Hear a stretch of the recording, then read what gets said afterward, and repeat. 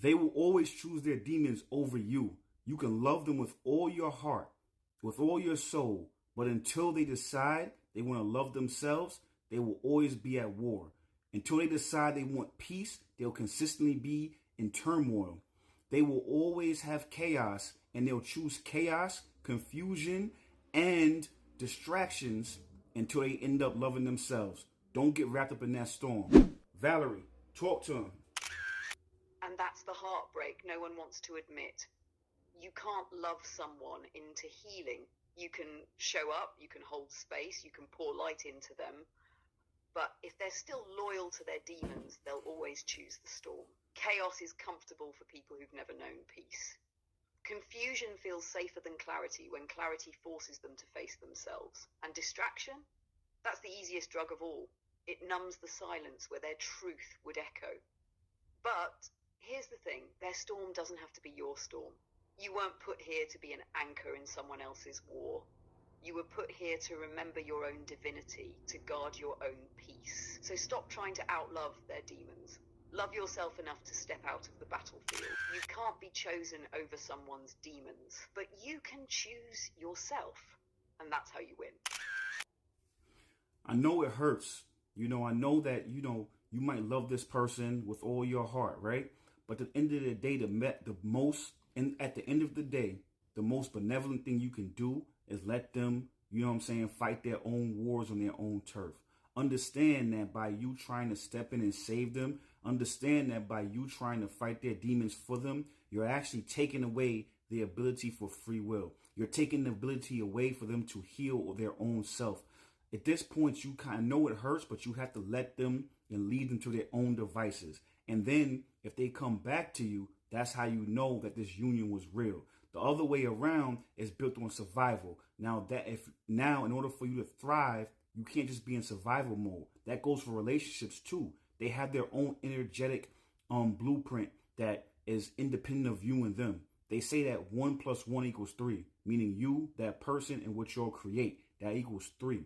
So now if you want that third party in that relationship to be one that's built off of chaos and survival, then you go ahead and you step in and try to save them.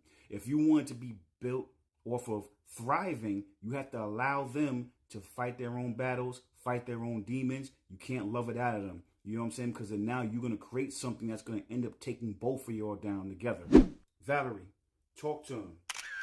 And that's the difference between survival love and sovereign love. Survival love says, I'll carry both of us even if it kills me. Sovereign love says, I'll walk beside you, but I won't fight your demons for you. Because when you step into someone else's war, you're not saving them, you're sacrificing yourself. And what you create together isn't peace, it's a battlefield.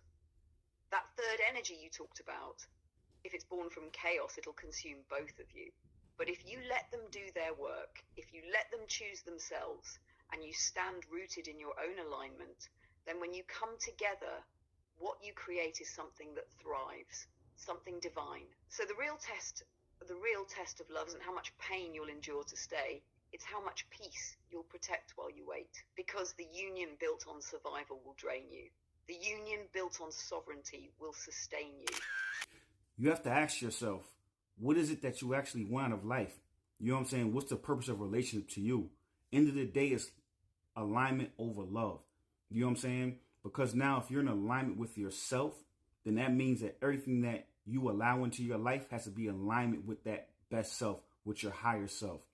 So if relationships come into your life and they're not in alignment with you, you have to also ask yourself the question, why is this still attached to you? Why is it still sticking to you? What isn't in alignment with? Because if it's still able to be in your hemisphere and to be in your life, but yet it's draining you and you're creating survival patterns within that relationship, then you have to also ask yourself, why is that happening? What unhealed parts of myself is this trying to show me?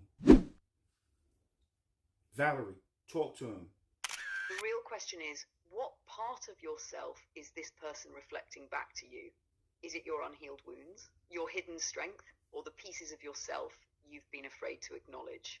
Because sometimes a relationship unveils the shadow you haven't faced, your jealousy, your abandonment wounds, your fear of not being enough. the lesson you've been avoiding: boundaries, patience, detachment, forgiveness, or the light you've forgotten: your capacity to love, to stand tall, to remember your worth. So when you ask, what is this relationship trying to show me? The answer isn't about them, and it's about you. All right, thank you. Listen, if y'all really fuck with the flow, you know what I'm saying, see what we do. This is a little taste of how we do things.